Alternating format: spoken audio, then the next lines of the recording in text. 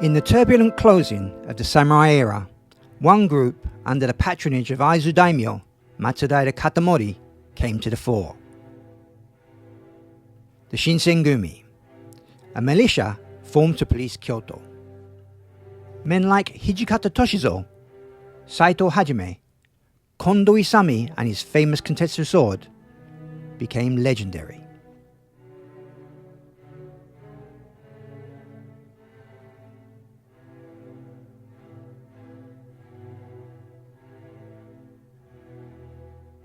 Due to their success in the Ikedeya incident, the Shinsengumi became famous overnight. However, in 1867, the shogun, Tokugawa Yoshinobu, relinquished power back to the emperor. Following which, the Shinsengumi were defeated by Satsuma and Choshu forces in a battle at Toba Fushimi. Yoshinobu fled back to Edo and ordered the Shinsengumi to stand down. However, the Shinsengumi fought again with government forces at Koshu Katsunuma. They then made camp at Nagareyama in Chiba, where Kondo was eventually taken into custody. Despite being hunted by the Satsuma and Choshu forces under the imperial banner, the Shinsengumi chose to fight on. After Kondo's arrest, Hijikata Toshizo and Saito Hajime followed Matsudaira Katamori back to Aizu to fight in the Boshin War. Hijikata later went on to Hokkaido to fight as the Eisa Republic. On a quiet back street in Nagareyama, Chiba, just behind an old Kura storehouse, is a monument to Kondo Isami and his forces that made camp here after the skirmish at Koshu Katsunuma.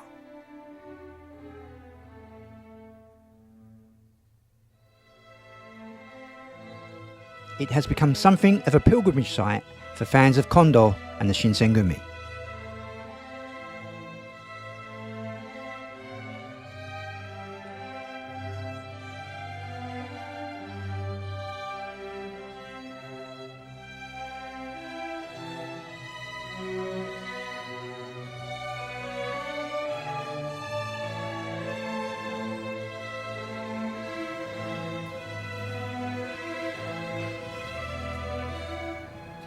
This small locker contains notebooks that fans from all over the world have contributed to and declare their love for the late Edo period warriors.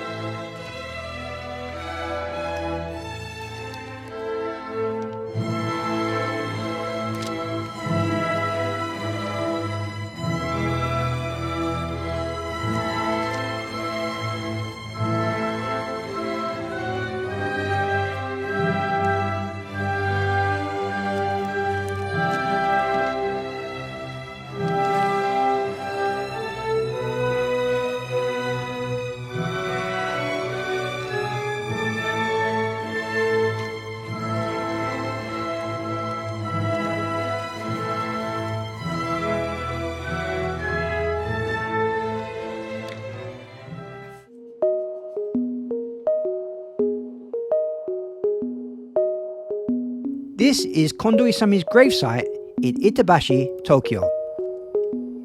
It was in this area that Kondo was executed by beheading as a criminal by the new imperial government.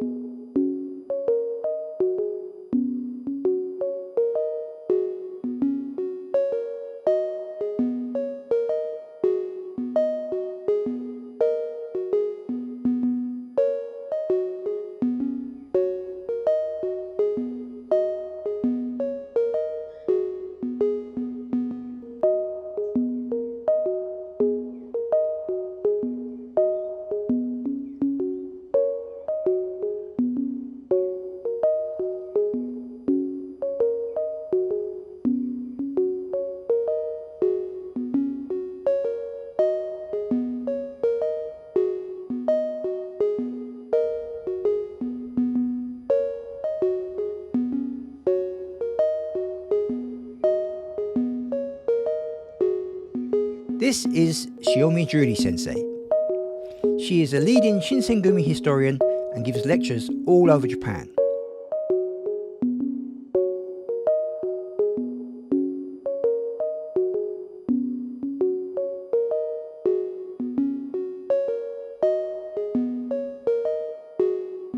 何ですか？これは近藤勇が処刑された後の胴体を一番初めに埋められたところと言われています。で、処刑されたってことは首を切られて、首はもう持ってかれてしまったんですけれども、その残りの胴体をこ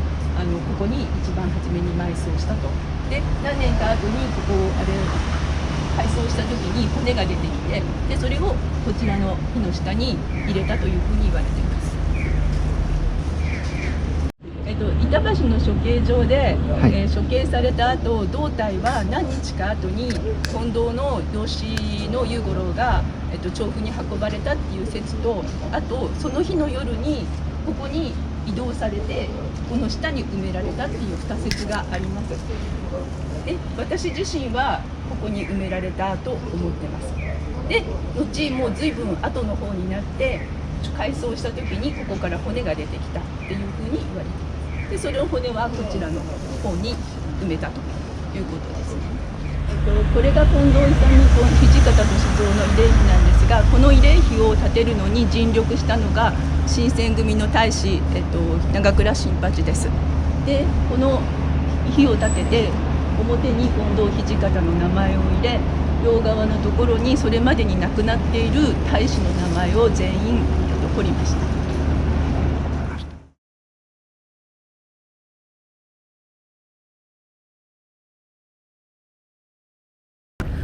徳川家は恭順をしているので、新政府軍と戦うということは絶対に、タブーでした、なんですけれども、結果として甲州で戦ってしまった。なので徳川家としてみてはそれを認めることわけにはいかないので、この人たちは徳川家とは関係ない、もう勝手にやったんだよっていうことを言ってしまいました。でも近藤はそれを認めなければ徳川家が結局は、罪になってしまうので、自分たちが勝手にやったというふうに罪を認めて、甘んじて斬首になりました。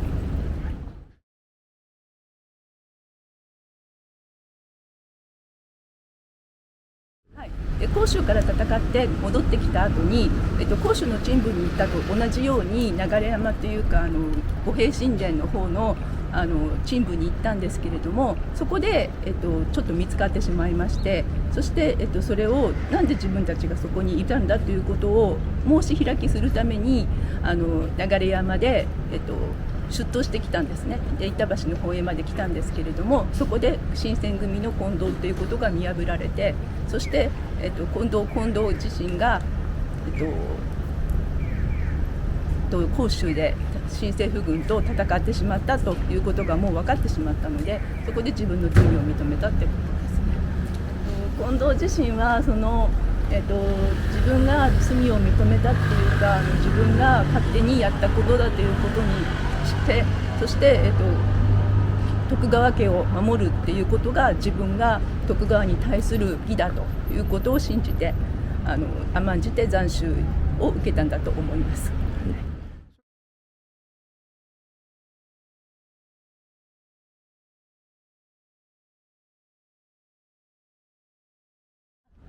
ですね、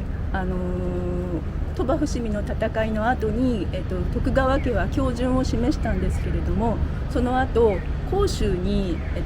その反乱徳川幕府が恭順したことに対して、異議を申し立てる人たちがたくさんいました。そういう人たちを、治めるために甲州に行ったんですけれども、そこの甲州の場所で結局は新政府軍の人たちと戦いになってしまって、その戦いの罪を、認めて、そして斬首になってしまったということです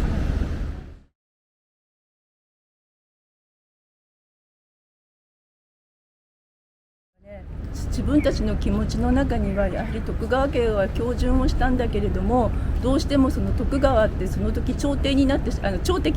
まったので、その朝敵の汚名を晴らしたいということで新政府軍薩長軍と戦う人たちが多かったので、そういう人たちに同情するっていうかそういう気持ちが非常によくわかるっていうところでヒーローになったのかなっていうふうに思います。はい、その徳川の義に準じてっていうそういうところがやはり皆さんの心を打つ、日本人としての心を打つというところだと思います。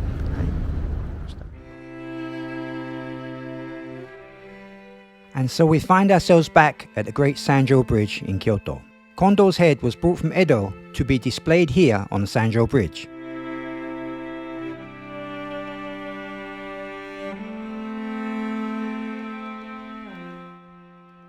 The event was also recorded in the newspaper of the time.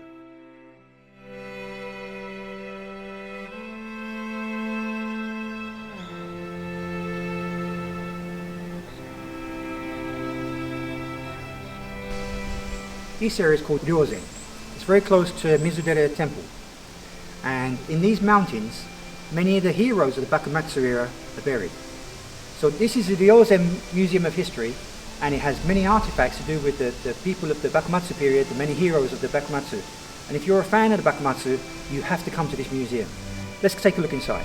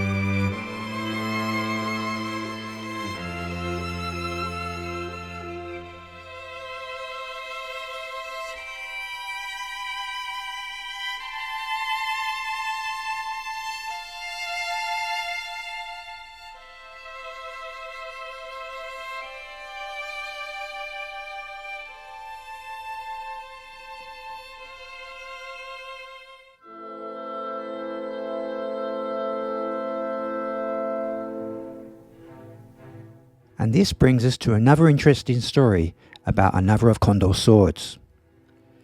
It is said that this sword is the one that Kondo had with him when he was arrested at Nagarayama in Chiba. It is also said to be the one that was used for his execution.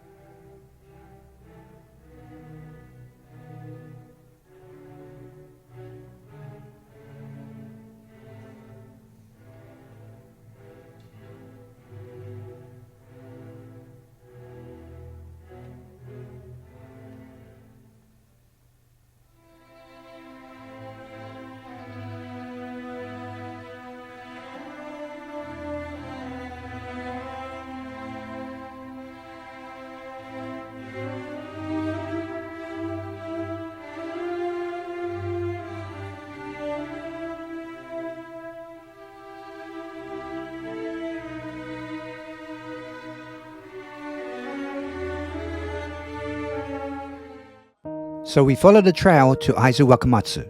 Aizu has an outstanding history for its warrior spirit, especially among its young warriors, such as the Byakutai White Tiger Brigade, the Shonentai of Nihon Matsu, the women of the Saigo Tainamo family, and Yamamoto Yae.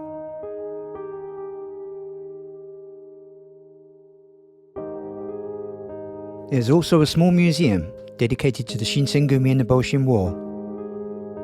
with its own Shinsengumi vending machine. This is Tenneiji Temple in Aizu Wakamatsu. It is also home to the grave of the Aizu smith, the 12th generation Kanesada, of whom Hijikata Toshizo is famous for owning one of his blades.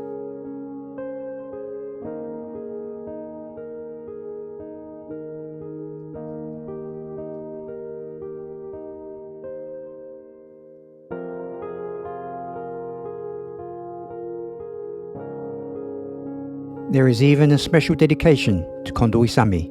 inside the temple. I have come to meet Buddhist priest Sujita Shinsuke, who is going to guide me and show me the graves dedicated to Kondo and Hijikata.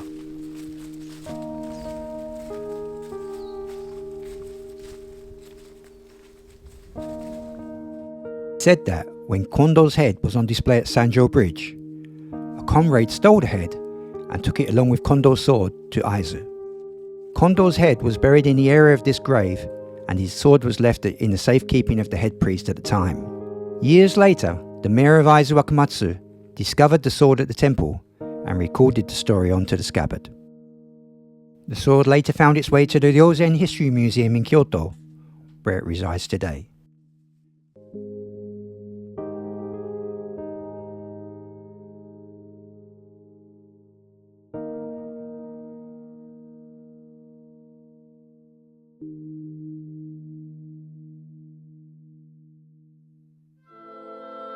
In 2020,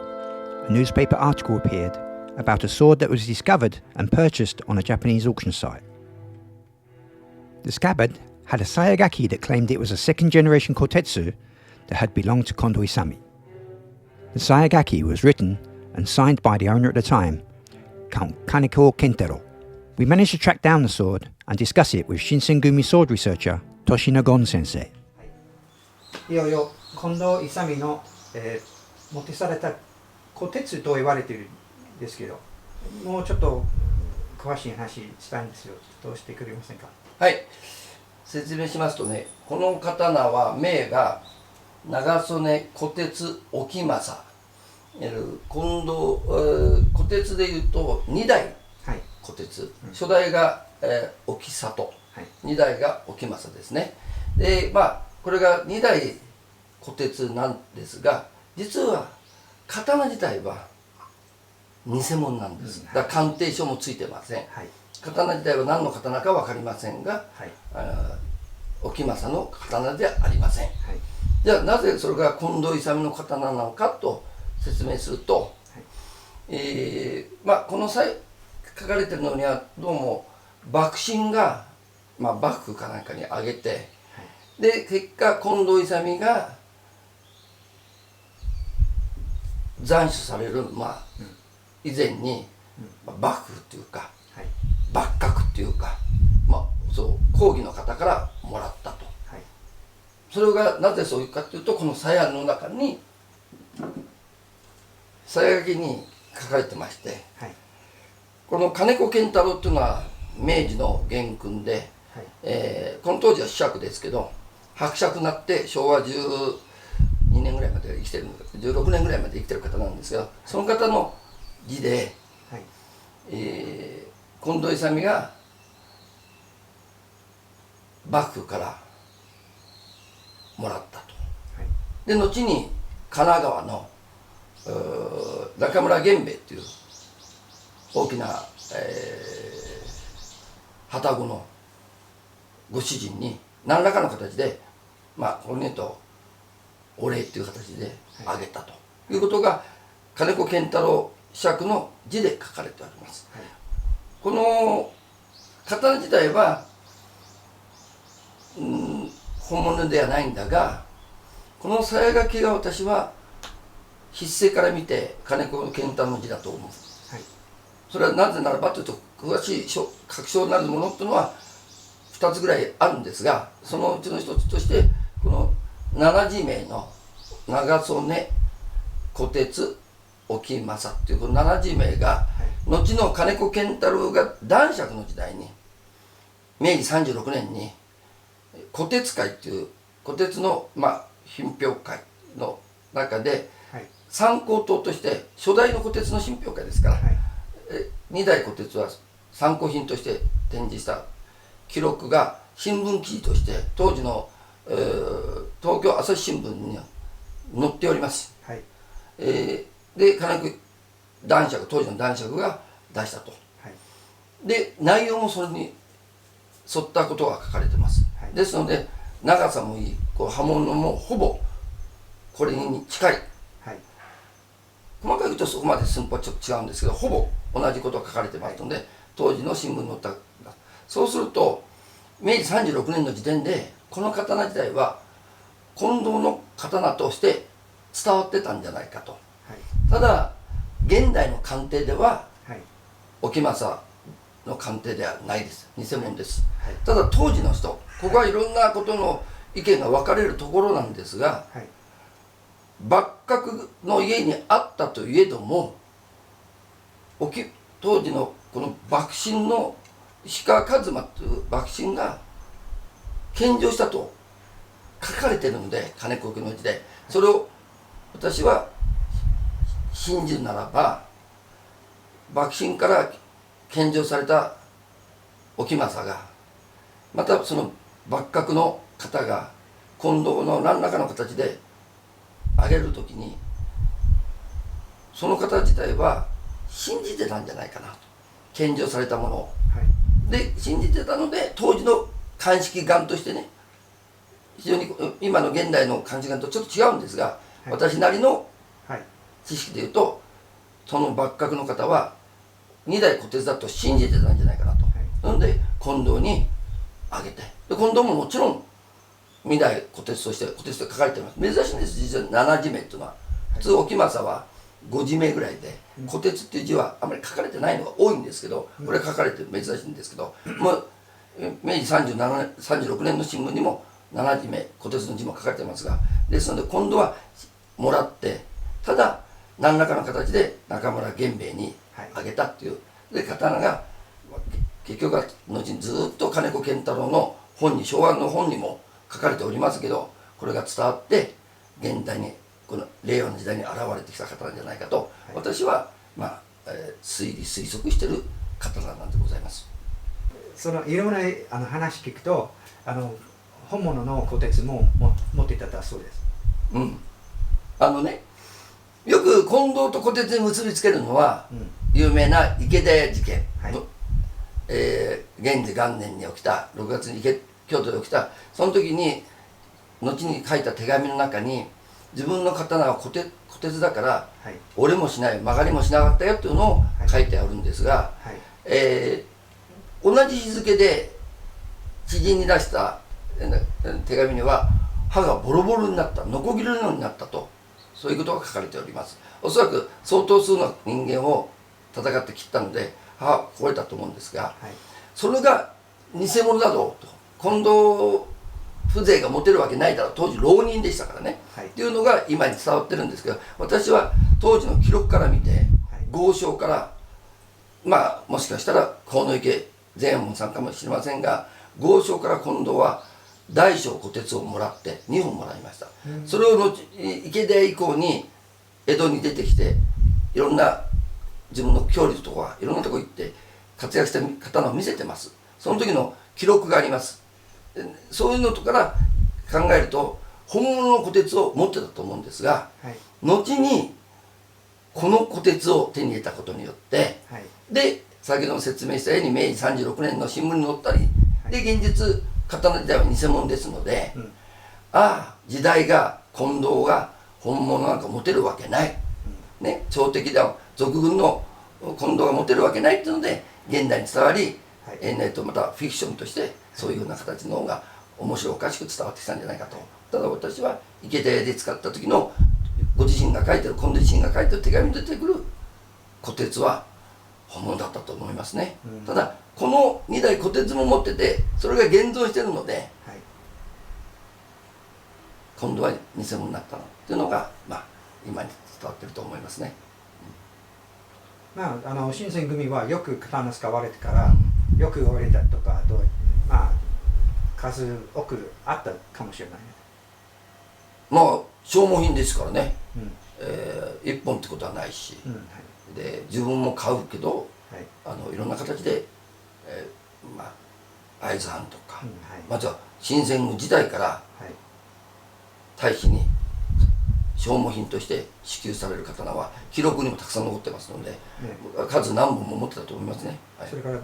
松平片森だけではなくいろんなスポンサーもいましたしとか刀もらってる。当時の人ってのはやっぱり新選組はチャンバラ集団ですから戦闘集団ですので刀が何本持っててもいいので、大使の給金だけではそう何本も買えませんので、いろんな多方面からもらったんじゃないかなと思いますね。それからこの刀自体はどの風ですかこれね。沖政の特徴ではなくてどのような刀？それはちょっとね判断つかないですね。ただ決して新しいものではない、幕末現代という新進と、そうではないと思うんですね。いろんな方に見てもらいましたが、刀の詳しい人を見るには漢文時代沖政の時代かその後でもそんなに下ってくるような新しい刀じゃなく、故にこの石川数正の時代にはもう2代虎鉄として普通に扱われてたんじゃないかなと思いますね。古い刀だと思います。ただ刀を見ると現代の感覚でいうとちょっと寂しい、沖政にしては寂しい刀と現代の感覚でいうと鑑定眼から見るとねそう言ってますけどね。偽名にしても、この刀実際近藤さんが振り回した刀と思われてる。いや振り回してはいないでしょ。もうその時にはもう今度はそういう立場じゃないので、ただ幕閣からもらった刀なもんで、これは喜んで持ってたでしょうね。ただ長い間持ってないことは間違いない。またもう一つ人様にあげてますよね。お世話になった人にとはいえでもあげてるのでは、その時の近藤の心境はどうだったかわからないが、あえて言うならば近藤はその2ヶ月ぐらい前に京都で鉄砲で撃たれてまして、味方に傷ついてますけど、時代が鳥羽伏見の戦い含めてもうチャンバラの刀の時代じゃないってことは分かってたので、大事にお世話になった人には結果的に遺品になるんですが、あげたんじゃないのかなと思いますね。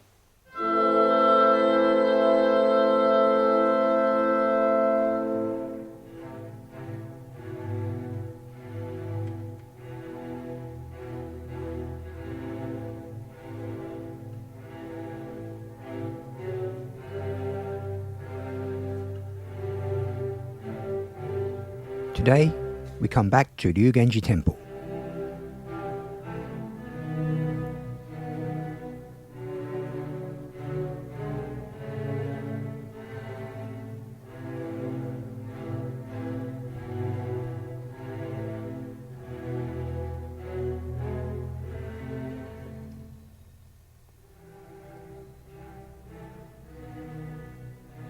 Probably, for the first time in 160 years, Kondo's spirit is being shown that his swords are still being cared for in his absence. この刀はですね、近藤勇が、持ってたと言われている刀でございます。こちらの刀は、睦大城三好長道と申しまして会津の刀で、近藤勇が池田事件の時に活躍したということで会津の殿様松平片森公からご褒美でもらったと言われている刀でございます。このもう一つの刀は、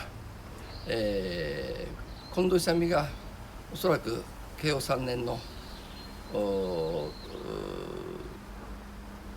幕臣に立てられた時にもらったと言われている、2代虎鉄の長曽根沖政の小手でございます。これが後に金子健太郎子爵、後に伯爵までなるんですが、その方が持ってて明治36年の新聞に載ってる、虎鉄会の新聞に載ってる、刀と思われます。その日本今日近藤勇の墓前に持ってきましたので、ちょっと捧げながらお参りしたいと思います。